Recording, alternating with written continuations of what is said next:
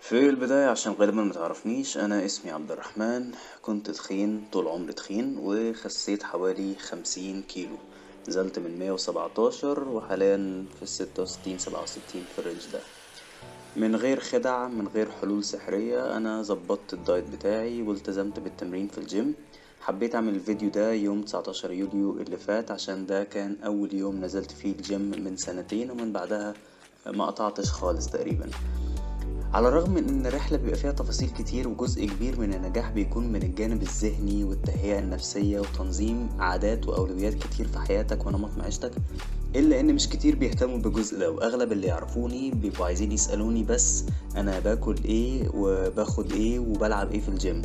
ففي الفيديو ده أنا هحاول أجاوب على الأسئلة دي وأشارك شوية معلومات من غير ما أطول. أنا عارف اوريدي إن الفيديو طويل، فعشان كده أنا مقسم الفيديو لسيجمنتس عشان لو ما عندكش وقت وحابب تجري شوية.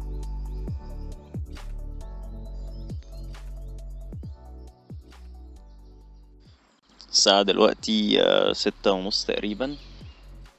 الجو جميل لحد دلوقتي، بس في بقى ايه تحذيرات مناخية وكده عشان درجة الحرارة النهاردة هتوصل 36 وبكرة هتبقى 39.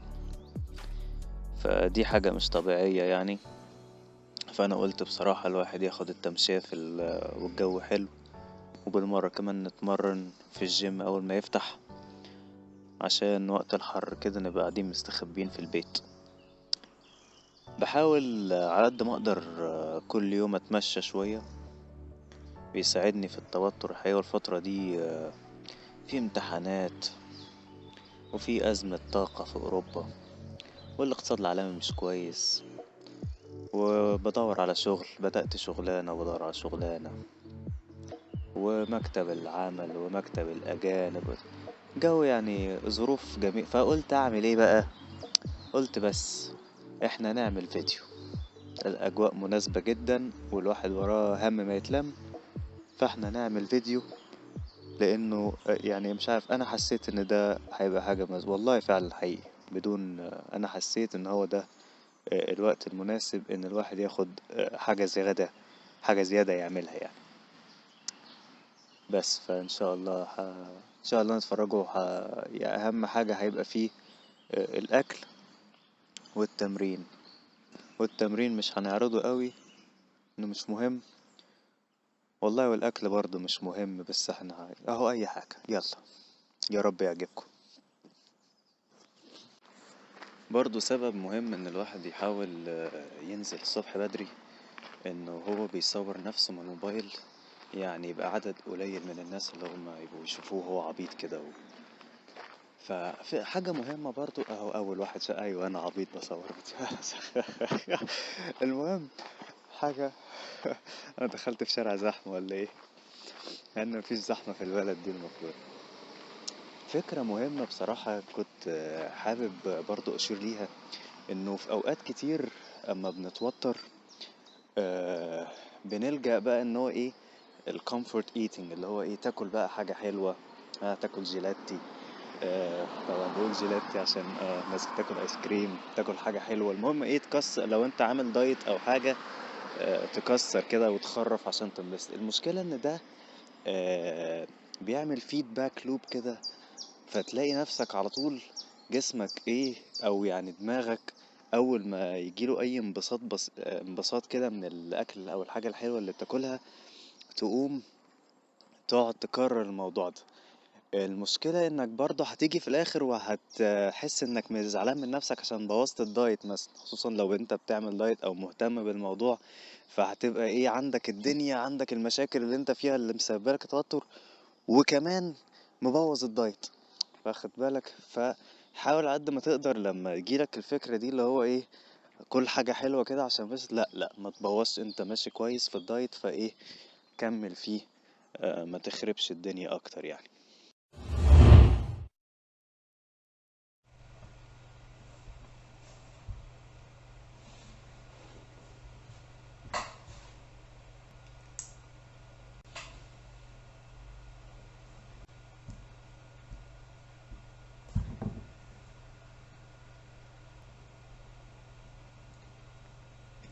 قاعد بقالي ربع ساعة بحاول أخش في الزون بتاعة اليوتيوبينج. أو بقى إيه، بص أنا أول ما هنشغل بقى ونبتدي نقول الكلام، ما أنا خبرة، المفروض خبرة يعني. ده أسهل، دي لعبتي. بالك بس الموضوع برضك غريب بصراحة. المهم، أي حاجة. دي أول وجبة النهاردة. احنا خلاص خلصنا التمشية، عملنا الصبح بدري كده، والجيم هيفتح كمان نص ساعة. فانا برضو ايه، اروح الجيم على طول نخطف التمرينة، والجو هيبقى في اول التلاتينات. نرجع نستحمى كده بتاع ونقعد ونقفل علينا قبل ما الدنيا بقى تقلب بايه، حمص شام وكده. فاول وجبة هحاول احط برضو ماكروز كده، هبتدي بيه شكير او سكير. ده حاجة شبه الزبادي كده، بس بيبقى تصنيفه يعني اقرب للجبنة منه من الزبادي عشان البروتين اللي فيه، واتكلمت عنه قبل كده يعني. بس هبقى احط الماكروز بتاعت الاكله كلها. هاخد ده نص كيلو، انا هاخد نص العلبه بس، هاخد يعني ربع كيلو منها، الربع التاني هاخده بعدين. وعشان ماخدوش كده هوت، هاخد معاه هحط معاه الكرياتين، وبحط معاه شويه قرفه عشان الطعم، مش عشان الانتي اوكسيدنت افكت خالص. الكلام ده كله كلام فارغ. انما هو دي هتبقى الوجبة الاولانية بتاعتي، السكير وشوية القرفة والكرياتين وشوية كوكاكولا. اهم حاجة انها تبقى زيرو كافيين، عشان انا حريص جدا على الموضوع ده، ان انا ما اخدش كافيين خالص على قد ما اقدر يعني. بقلل استهلاكي من الكافيين وكده، عشان برضو افضل محافظ على دماغي تبقى حساسة وقت ما عاوز اخد كافيين. بيبقى تأثيره كويس، مش زي باقي الناس اللي هو على طول ايه، اللي بيقربع قهوة طول النهار فما فيش حاجة بتحوق فيه. ولكن ممكن ناخد اكسبشن في حالة زي النهاردة مثلا، لو انا تعبان شوية او لو انا بتمرن في وقت غير الاوقات دي، فدايما بيبقى عندي ايه، مجهز بديل كده هوت. مونستر انرجي درينكس. دي حاجات انا مش بشربها على طول، ولكن دايما لازم يبقى عندي في التلاجة كده حاجة، عشان لو حسيت ان انا في حاجة urgent يعني، او داخل امتحان او مطبق او بتاع، فبشرب واحدة من دي وبقعد صاحي يومين قدام، عشان الحساسية مش اكتر.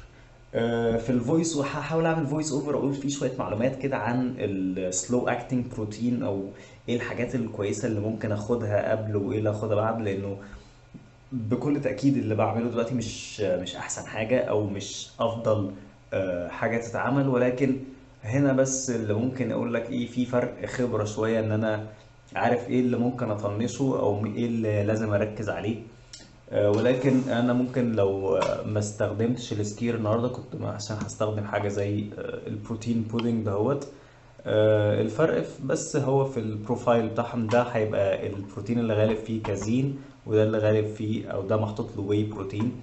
الفرق ما بين الاثنين او المود اوف اكشن بس هو الحد. انما ممكن دي تبقى تفاصيل زيادة على حد بيبتدي لسه يعد الماكروز بتاعته، ولكن هحاول اقول شوية تفاصيل اكتر كده في الفويس اوفر عشان نوضح الموضوع ده. So this is my usual setup. This is my view. ده مقلب الزبالة اللي احنا كنا فيه، وده الاستوديو. ده ساند على الكوباية دي عشان نصور واتفرج على البودكاست ده السكير، ده الكرياتين، دول شوية قرفة. هنقلبهم مع بعض كده وناكل نص العلبة والنص التاني بعد ما نخلص وبس. انا طبعا متاكد ان الغالبيه اللي بيتفرجوا هيبقوا مخضوضين من فكره وجود الصودا الدايت في النظام، وكتير هيبقى عندهم اراء متشدده حوالين الموضوع، فهتكلم عنها بس قدام شويه. ليه بقى بقول ان ده مش احسن حاجه وليه بعمله؟ هقولك. في عالم مثالي انت ظابط فيه كل حاجة، فانت محتاج تبقى حاسب سعراتك اللي هتاخدها خلال اليوم، حاسب جرامات البروتين والدهون اللي محتاجها كل يوم. لو بتعمل حاجة ادفانسد بقى زي الكارب سايكلينج هيبقى عندك ايام عالية وايام قليلة للكربوهيدرات حسب طبيعة التمرين بتاعتك. بالاضافة لده، فعشان تنقل للمستوى الاعلى كمان يستحسن انك تقسم وجباتك انها تكون من 4 ل6 وجبات خلال اليوم عشان تضمن التوازن الهرموني ومستويات الطاقة في جسمك خلال اليوم. توزيع البروتين في الوجبات دي يكون متساوي، يعني كل وجبة فيها نفس جرامات البروتين اللي في الوجبة التانية. توزيع الكربوهيدرات بقى يكون أعلى حاجة في الوجبة اللي قبل التمرين والوجبة اللي بعد التمرين. توزيع الدهون يكون أقل حاجة أو أقل مستوى في الوجبة اللي قبل في الوجبة اللي قبل التمرين وبعد التمرين يكون الدهون قليلة، إنما يستحسن يكون الدهون عالية في الوجبات اللي قبل النوم، وممكن أول وجبة خلال اليوم اللي هي المفروض يكونوا بعاد عن التمرين بتاعك لو انت يعني بتتمرن في نص اليوم وكده. وده نظرا لان وجود الدهون بيبطئ شوية عملية امتصاص البروتين، فده بيبقى حاجة كويسة لما جسمك يبتدي يدخل في مرحلة صيام طويلة نسبيا زي وانت نايم مثلا. انما مش حاجة كويسة قوي بعد التمرين وجسمك مستنفذ من مدخرات الجلايكوجين اللي فيه ومحتاج الكاربز والبروتين بسرعة اللي هيساعده في عملية الاستشفاء. طبعا زي ما هو واضح الموضوع ده أبعاد كتير وشروط ومتغيرات ممكن تثبط عزيمة أي حد عايز يبتدي. الخبرة هنا إنك تعرف إن مش كل العوامل على نفس القدر من الأهمية، وإن مش كل حاجة محتاجة تكون 100% زي ما الكتاب بيقول يا أبيض يا أسود. لأ، هتخسر كل حاجة، لأ يعني مش هتحقق حاجة من أهدافك بالطريقة دي. عايز تنزل وزنك، أهم حاجة تكون ملتزم بالسعرات بتاعتك خلال اليوم. عايز تحافظ على عضلاتك وتزود الكتلة العضلية، حافظ على مستوى البروتين اللي بتاكله خلال اليوم بس. مش محتاج اكتر من دول عشان توصل لهدفك. العوامل التانية بقى اللي هي زي تقسيم الوجبات، توزيع الماكروز التلاتة في الوجبات، توقيت التمرين، التفرقة بين اختيار البروتين سريع الامتصاص وبطيء الامتصاص زي الكازين اللي انا باكله دلوقتي مثلا قبل التمرين وهو ممكن يكون انسب قبل النوم مثلا. باقي العوامل دي مش بنفس اهمية انك تكون ملتزم بالسعرات الحرارية وبتاخد كفايتك من البروتين. في الواقع انت لو ملتزم بالاتنين دول بس فممكن اصلا ميبقاش فيه فرق عن اللي حاطط مجهود عشان يخلي كل حاجة بالمسطرة، لانه في مجتمع كبير من انصار فكرة الصيام المتقطع اللي هما ما بياكلوش حاجة لمدة ساعات طويلة وبيتمرن وبتاع، وبيجي في الاخر ياكل وجبة كبيرة كده فيها البروتين كله وبتاع وفيها السعرات بتاعته، ولا يبدو ان للامر تأثير سلبي قوي على الكتلة العضلية اللي بنوها خلال السنين. فما تلخبطش نفسك انك لازم تلتزم بكل حاجة بالضبط، في اولويات.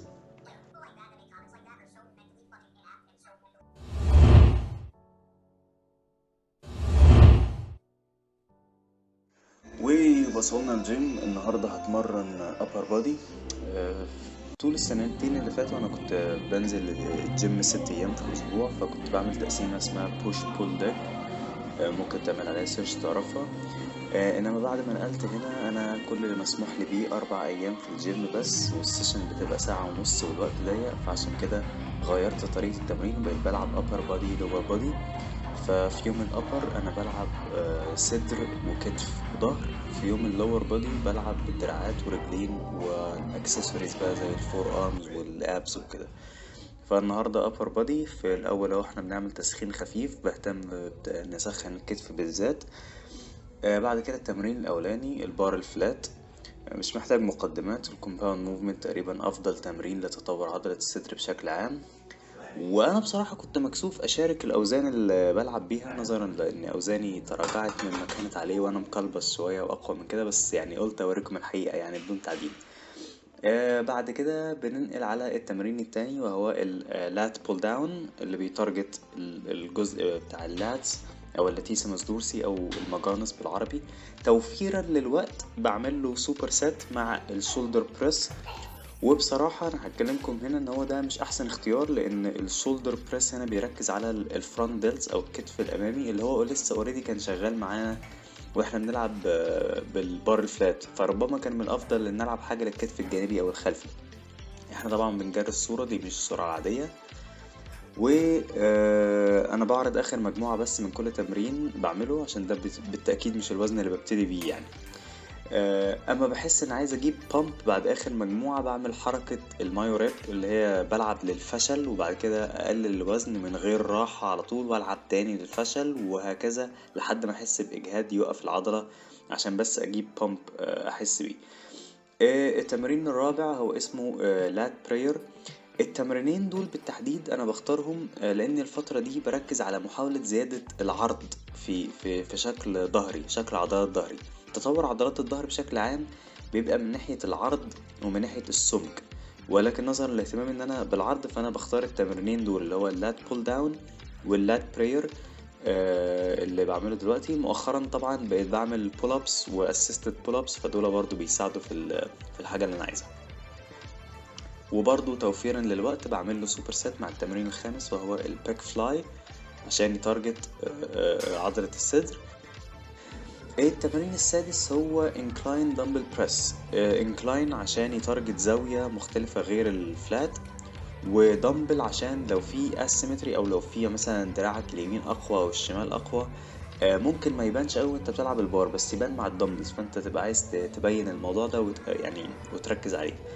كنت لسه حاسس ان صدري ممكن ياخد شغل اكتر، فعشان كده قلت العب التمرين ده، ولكن زي ما لاحظت هنا بعد ما شفت الفيديوهات انا كنت مجهد جدا، ونتج عن كده ان مع الوزن التقيل الفورم اللي هلعب بيها هنا غلط وخطر. لاحظ ان كوعي فتح على الاخر لحد ما تجاوز مستوى كتفي. الصح انك تبقى عامل زاوية ضيقة ما بين كوعك وكتفك، ممكن تفتح شوية عادي، انما لما تفرد للاخر وتتجاوز الكتف دي هنا فورم غلط. بس حبيت احط المجموعة اللي انا لعبتها غلط بالتحديد اهو نتعلم حاجة بقى. التمرين السابع هو lateral raise. ده بيتارجت الكتف الجانبي، وبرضو توفيرا للوقت بعمل له سوبر سيت مع التمرين رقم 8 هو الشراجز اللي هي بتركز على الترابيس. واخر تمرين لعبته كان كتف خلفي على المكنة بتاعته اللي هي رير دلت او الريفرس بيك فلاي، ولكن مصورتوش عشان بس ما كنتش عارف اظبط الدنيا في الجيم وكده. وخلاص على كده دي كانت في الانجاز التمرين. هحاول احط صورة كده فيها التمرين وفيها الحاجات اللي لعبتها، ممكن احطها في الديسكريبشن برضو عشان لو عايز تشوفها.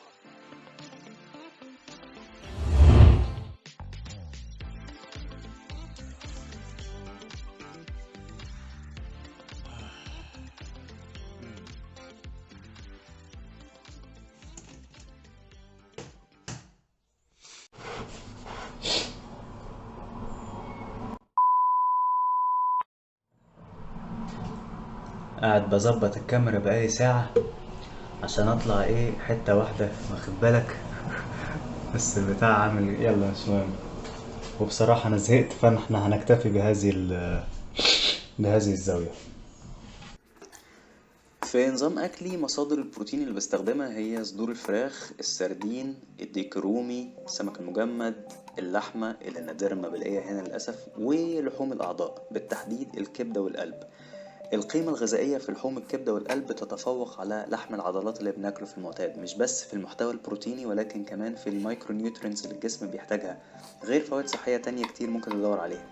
بس برضو لازم الحرص مراعاة لمستوى الكوليسترول وتسمم فيتامين A اللي ممكن يجي لو كلت كبدة كتير. ولمرضى الهيموكروماتوسيس لازم يخلوا بالهم من استهلاك القطعيات دي، عشان كده انا بحاول ماكلهمش اكتر من مرة واحدة في الاسبوع. هتلاحظ برضو ان مفيش في مصادر البروتين بتاعتي جبنة قريش ولا بيض اللي هي الاساسيات اللي في تلاجة اي حد بيروح الجيم، ببساطة عشان مش بحب الجبنة القريش، والبيض بكسل اعمله، فبستخدم بدايل احسن منه وتناسبني اكتر. مفيش برضو واي بروتين، مش بستخدمه بالاساس عشان اسباب اقتصادية. نمرة 2 حابب اكل كل البروتين بتاعي بدل ما اشربه عشان يساهم اكتر في اني مبقاش جعان.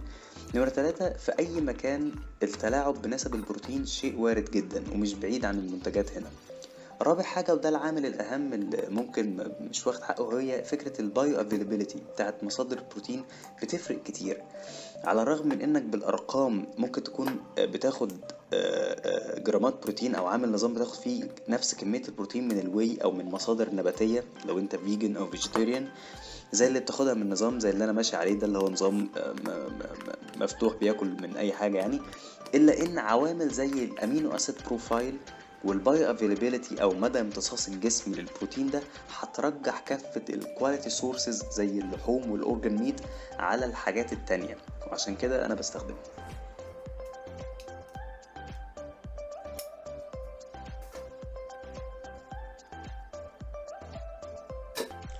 ودي الوجبة بتاعتنا البوست ورك اوت، سلطة وعلبتين سردين، آه، ومعاها شوية دايت كوك كافيين فري as usual.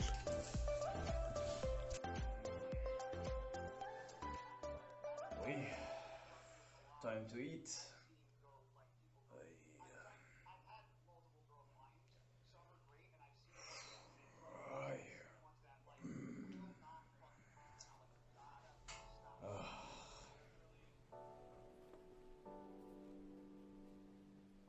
طيب بالنسبة للدايت سودا، طبعا متوقع شوية ردود فعل للناس، خصوصا برضه لما يعرفوا اني في اوقات كتير اساسا بنصح بيها او بحطها في الدايت مع الناس اما بحاول اشتغل معاهم واحنا بنكتب نظام مع بعض وكده. في رأيي هنا انه المشكلة جاية بالاساس من احنا بناخد معلوماتنا بثقة من انهي مصدر. وعشان نكون صراحة مع بعض، ناس كتير ممكن تجاوب على السؤال ده وتقول انه المعلومات مصدرها الرئيسي لازم يكون البحث العلمي، ولكن في حقيقة الامر لما يتعرض عليهم نتائج الابحاث كلها في النقطة دي برضو بيفضل الشك عندهم من المعلومة دي بالتحديد، ما يرجح انه الموضوع يتضمن رد فعل عاطفي مش هينفع مع المنطق او الحجة العلمية قوي. وعلى نفس المنوال الرد بتاع بعض الناس اللي بيرددوا جملة انه في بحث بيثبت كل حاجة وعكسها كدلالة على انه الاستدلال بالبحث العلمي حاجة لا يعتمد عليها، الرد ده فيه إشكالية كبيرة توضح انه الناس للأسف مش مستوعبة طريقة عمل البحث العلمي نفسه. مبدئيا هو لأ، مفيش بحث بيثبت كل حاجة وعكسها. الورقة العلمية، أي ورقة عشان تتقبل وتتنشر لازم لها حد أدنى من الشروط اللي بتضمن مصداقية المعايير والظروف اللي تمت فيها التجربة، بالإضافة لمدى قابلية تكرار التجربة من باحثين مستقلين لضمان دقة النتائج والعديد من الخطوات التأكيدية عشان نضمن النتائج بتاعة ورقة واحدة بس. إضافة لده مش كل الأبحاث متساوية، عشان كده المجلات العلمية الكبيرة ما بيتنشرش فيها أي بحث بالساهل، وعشان كده برضو نقدر نرجح نتائج بحث على نتائج بحث تاني عشان في واحد منهم بكل المعايير الحاكمة الأمر أحسن من التاني ونتائجه أكثر مصداقية. في بحث صادر من مؤسسة لها تضارب مصالح واضح وصريح مع أحد النتائج، وبالتالي النتائج بتاعته هتفضل محل شك لحد ما التجربة تتعاد من طرف مستقل. في حاجات كتير ممكن تضرب نزاهة التجربة أو البحث ككل، وبالتالي نقدر بسهولة نرجح كفة بحث على بحث في حالة تضارب النتائج، فدي تاني حاجة تضرب مقولة إنه في بحث لكل حاجة. إضافة لده وده بقى إنه عشان تضمن المعلومة فأنت كمان ما بتاخدهاش من مجرد بحث أو من ورقة واحدة، في حاجة اسمها ريفيو أناليسيز، وده بيتضمن تجميع كل الأبحاث اللي اتعملت حوالين النقطة دي وتجميع كل نتائجهم السلبية والإيجابية لو في تضارب، وبناء عليه بنقدر نحدد انه من اصل كام تجربة اتعملت على الموضوع النتائج مع وجود حالات شاذة هنا وهناك كان اغلبها بيميل للنطاق ده، ما يرجح انه الاقرب للصحة او الاقرب للدقة. دي مقدمة كان لابد منها بصراحة، عشان بس نتكلم او نوصل للنقطة دي ونتكلم فيها بصراحة. طب البحث بيقول ايه عن المحليات الصناعية او الاسبرتام وكده؟ بيقول انها كويس، مفيش منها اي ضرر يذكر. غالبية الأبحاث المشهورة اللي أشارت لضرر حاجة زي الأسبرتام كانت صادرة من مؤسسة بحثية في إيطاليا اسمها رامازيني انستيتيوت، وفي إحدى المرات لما طلب من المؤسسة الرو داتا بتاعت إحدى التجارب اللي بيحاولوا ينشروا ورقتها، المؤسسة امتنعت عن تقديم الداتا، وهي فضيحة علمية كفيلة إنها تضرب نزاهة المؤسسة كلها. هيتبقى نقطة واحدة بس كفيلة إنها برضو تعمل صداع عن فكرة ردة فعل الأنسولين في الجسم على المحليات الصناعية، والكلام في النقطة دي هيطول قوي وأنا بالفعل رغيت كتير في الجزء ده، فهكتفي هنا بصراحة بقول إنه ده حقيقي شوية كلام غير صحيح أو لا يجب الاهتمام بيه من شدة التهافت.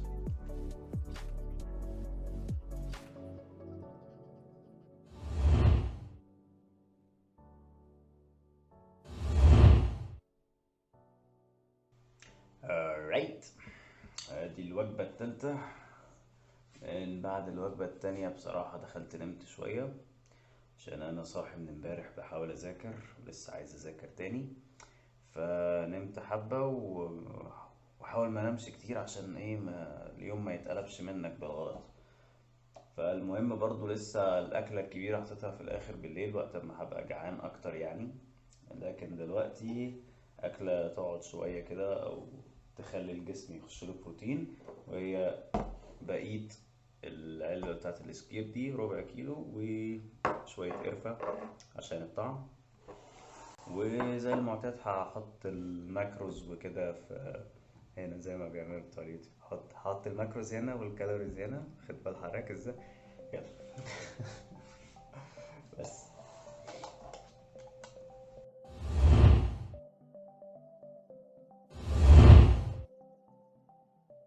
واخيرا الدنيا ليلت هنا. الدنيا بتليل من بعد 9:30 10 كده، فالساعة عدت 10 وده ميعاد آخر وجبة في اليوم، وهي هتبقى الوجبة الكبيرة اللي هاكلها بقى وخلاص. على كده يبقى اليوم خلص. هحط الماكروز والكالوريز بتاعتها برضو زي ما بنعمل، وتعالى نشوف هي معمولة من ايه. لحم مفروم 400 جرام، 70% دهنة أقل. 30% ده كان عليه عرض كده عشان المفروض هيكسباير قريب. هو اكسبايرد خلاص بس جميل حلو يعني، كنت شايله في الفريزر. فلحم مفروم، وعشان نكبر الكمية نخلي الكمية حاجة كده تشبع شوية، فبحط معاها جزر عشان الكالوريز بتاعته قليلة، وفلفل وبصل وطماطم وتوابل وحركات. هنشوف هنسويه ازاي مع بعض. حطيت حاجة كده على الفيسبوك، صورة كده ليها دعوة بالدايت وبالتخسيس وبتاع، وفوجئت ان في اسئلة كتير، ناس عندها اسئلة كتير، وانا بقالي فترة اوريدي بتكلم يعني يعني ماليش سيرة غير الدايت، او الناس بتستشيرني في الدايت اغلب الوقت وكده وبتاع. بس جه في بالي اكتر ان وانا بعمل الفيديو ده النهارده، هو غالبا هخلص اديتنج في كمان شهر ولا حاجة، او ممكن ما يطلعش خالص. المهم، فبفكر ايه الكلام اللي هحطه في الفويس اوفر، لانه هيبقى فيه مساحات عايز احط معلومات شويه زياده، او عايز ابقى محضر بدل ما بفري ستايل اغلب الكلام اللي في دماغي كده. فاتضح انه لا، لسه في افكار كتير تتقال، او لسه في حاجات تتصحح، او مفاهيم محتاجه تتغير شويه عند الناس. آه، فانا هحاول يعني ادرس الموضوع ده حبتين كده. في نقطة طبعا لازم هتكون على بال أي حد بيحاول يبتدي يظبط الدايت بتاعه، وهي التكلفة. بشكل عام في أي بلد مصادر البروتين أغلى من الكربوهيدرات والدهون، فإنك تزود حصتك اليومية من البروتين على حساب المواد المالئة غالبا ما هينتج عنه زيادة تكلفة. بعيدا عن ان في الغالب اللي مش ملتزم بدايت مش ضروري يبقى متقشف، فلو بصينا يعني بالورقة والقلم ممكن تلاقي الشخص اللي مش بيعمل دايت في ديليفري، حلويات، اكل من بره، سناكس كتير، كل الحاجات دي تضرب الميزانية. الا انه بالمقارنة ما بين اتنين متقشفين، فبدون شك دايت فيه بروتين اعلى عشان تحافظ على صحتك هيكلفك اكتر من دايت مكون من رز ومكرونة وعيش وبطاطس وبسلة فاصوليا في اي بلد انت عايش فيها. بالمناسبة كده الوضع ده في كله. وعشان كده في حاجة انا بحب اعملها دايما عشان اضمن اني بستفيد اكتر حاجة بالفلوس يعني. بعد ما تضمن ان النسبة الاكبر من مصادر البروتين بتاعتك كلها هاي كواليتي، مش بامينو اسيد بروفايل متواضع زي مصادر البروتين النباتية او حاجة مشكوك فيها او ليها بايو افيلابيلتي ضعيف زي مثلا خلطات الواي، ابتدي قارن الاسعار. ازاي تقارن بقى؟ يعني مثلا البروتين بودنج اللي كنت عرضته في اول وجبة ده مثلا فيه 20 جرام بروتين، سعره كان ب79 سنت، يعني الجرام الواحد من بروتين واقف عليا ب3.95 سنت.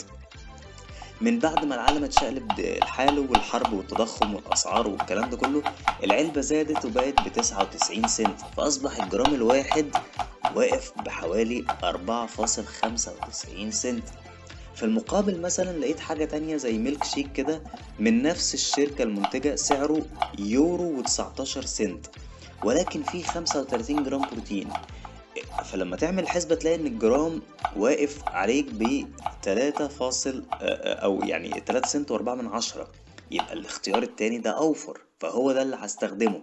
نفس الحكاية بعملها في المقارنات بين السردين، صدور الفراخ والكبدة مثلا، عشان احدد كل شوية مع تغير الاسعار انهي فيهم اوفرهم بالنسبة لي، وازود منه في الدايت بتاعي عشان استوفي جرامات البروتين بتاعتي باقل تكلفة ممكنة. حاجة زي كده هتتطلب انك تكون عندك وعي دايما باسعار كل حاجة، ومين عنده عروض وفين الخصومات واحسن اسعار لكل منتج فين. طبعا يعني لحسن الحظ هي دي خصلة، اللي يعرفني يعني عارف ان دي خصلة موجودة فيا من الطفولة، فالموضوع بالنسبة لي اصلا بعمله بدون تفكير من غير مجهود. يعني اوقات كتير بقى ماشي الاقي في عرض محطوط على حاجة والناس كلها واقفة وانا بضحك وبمشي، لان هو ده مش عرض يا جماعة، بتضحكوا عليكم، هو ده مفيش عرض في الموضوع. بس يعني انا مدرك انه الغالبية مننا مش كده، وبصراحة ظروف العالم لا بتحتم عليك انك تكتسب شوية من المهارات الحسابية البسيطة دي، فهتوفر معاك.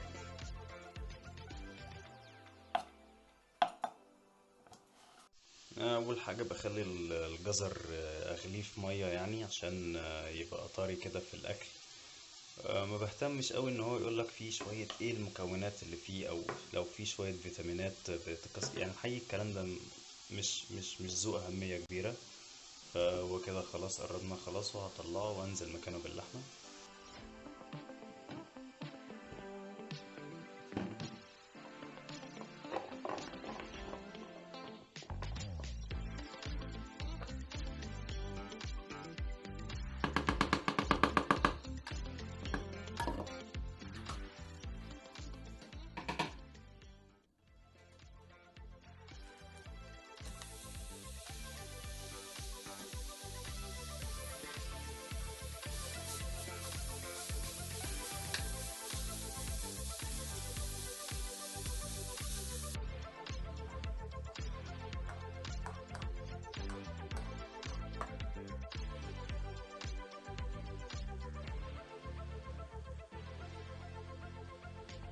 اخر وجبه في اليوم الساعه تقريبا 12 بالليل، بس احنا لسه سهرانين شويه.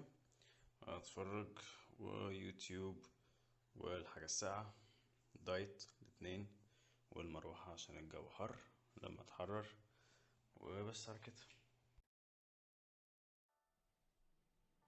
فكرة تانية حابب أشير ليها وأتمنى أقدر أوضحها في الوقت القصير اللي معايا، هي فكرة: هل الرحلة بنفس السهولة أو الصعوبة عندنا كلنا؟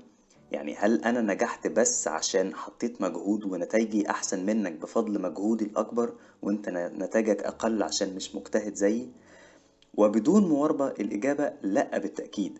في عوامل كتير متداخلة، من أهمهم التوازن الهرموني عندك. يمكن ده السبب اللي على حسه فيه ترند كامل من الدجالين اللي بيحاولوا يستغلوا جهل الناس ويهموهم بطرق للتخسيس تعتمد على التعديلات الهرمونية زي ما بيسموها، وعلاج الأدرينال الفتيج أو الإجهاد الأدريناليني أو أيا كان إلى آخر هذا العبث. دول نصابين قولا واحدا. المبدأ العلمي اللي لا حياد عنه ولا تبديل فيه إن فقدان الوزن لازم له عجز في السعرات الحرارية، وزيادة الوزن لازم لها فائض في السعرات الحرارية. ده قانون حفظ الطاقة وقانون حفظ المادة. ولكن أحيانا يأخذنا الدفاع باستماتة عن المبدأ العلمي، وهو صحيح تماما، إلى تناسي أو تجاهل إنه التوازن الهرموني بيلعب دور مهم جدا في نجاحنا وفشلنا في الرحلة. يعني إيه؟ يعني انت مثلا لو بتعاني من مشكلة في الغدة الدرقية، عملت التحليل التي 3 والتي 4 والتي اس اتش واتضح ان عندك مشكلة، او انت كست مثلا بتعاني من البوليسيستيك اوفاريان سيندروم او اي مشكلة بشكل عام لها علاقة بتوازن الهرمونات في الجسم، انتوا الاتنين هتخسوا برضه بتحقيق عجز في السعرات الحرارية. المشكلة هتبقى انه عشان توصل انك تحقق عجز بالنسبة لجسمك انت وجسمك انت بالتحديد وتستمروا على النظام ده فترة معتبرة، الموضوع هيكون مرهق جدا وغير قابل للاستدامة، نظرا لانه في احدى الحالات الجسم مش بيحرق طاقة على مستوى البيزل ميتابوليك ريت او في حالة الخمول زي اللي بيحرقها الجسم الطبيعي اللي ما عندوش مشكلة في الهرمونات. في الحالة التانية اشارات الجوع اكثر قوة واكثر تكرارا من الطبيعي، واشارات الشبع اقل من المعتاد، وبالتالي اغلب الوقت انت محطوط تحت ضغط نفسي هيعرضك للفشل. واغلب الوقت مع انك مش بتعمل حاجة خارجة عن المألوف او مش بتأكل نفسك بالعافية، ولكن وزنك عمال يزيد بمرور السنين. وانا هنا بتكلم عن تجربة فعلا. محاولة التخسيس مع وجود مشاكل هرمونية امر محبط ورحلة شاقة جدا مع الاسف. ولكن المبدأ العلمي يظل ثابت. عشان كده لو شاكك ان عندك مشكلة او شاكة ان عندك مشكلة، اعملوا التحاليل، امشوا على العلاج، والتزموا بالدايت. ما تسمعش لحد بيبيع الوهم، مستغل الجهل ومستعين ببعض الحقائق اللي مقطوعة من سياقها.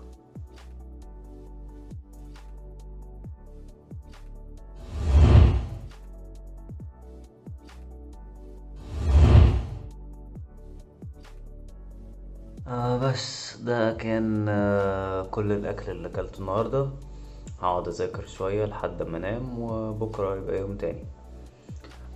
حاجة من الحاجات اللي مسهلة الدنيا شوية ان بتخليني ما بفكرش دلوقتي ان انا الاكل بتاعي اوريدي لمدة 7-8 ايام قدام. هو انا اوريدي حاطه في الابليكيشن، يعني مظبطه على حسب اللي موجود عندي في التلاجة. عندي شوية فراخ، عندي شوية لحمة، شوية سمك، وخضار والسكير والبروتين والحاجات دي. انا اوريدي عامل الوجبات ومخلص الوجبات. كل اللي بعمله بس ان انا وقت ما باجي بعمل الوجبة ولا حاجة بوزن بس شوية الخضار. والخضار عمره ما بيخليك تخرف في السعرات أوي، لا هو الخضار دايما بيبقى قليل، بس أنا بحب أوزنه عشان أبقى عارف أنا اوريدي في الرينج الصح ولا لأ. وبس على كده بعدل شوية الحاجات البسيطة وبيخلص الموضوع بسهولة. الحاجة تانية برضو بتسهل ان انا مش كل يوم بجرب اكلة جديدة من المطبخ الهندي والمطبخ الفيتنامي لا، ما هو الاكل اللي باكله هي نفس الطريقة اللي باكل بيها ونفس الحاجات. يعني بدخل اي سوبر ماركت بشتري نفس الحاجات بقالي 2.5 3 سنين، فهو هي الحاجات اللي باكلها، وهو الاكل بس. فالتبسيط او التحضير او التخطيط المسبق بيسهل كتير قوي. مش كل يوم بخترع الموضوع انا يا دوبك، لا هو عملت سيستم وخلاص ماشي عليه اوتو بايلوت دلوقتي، فمفيش تفكير كتير. بس على الله حد يستفيد اي حاجة او حتى يتسلى. وبس، سلام.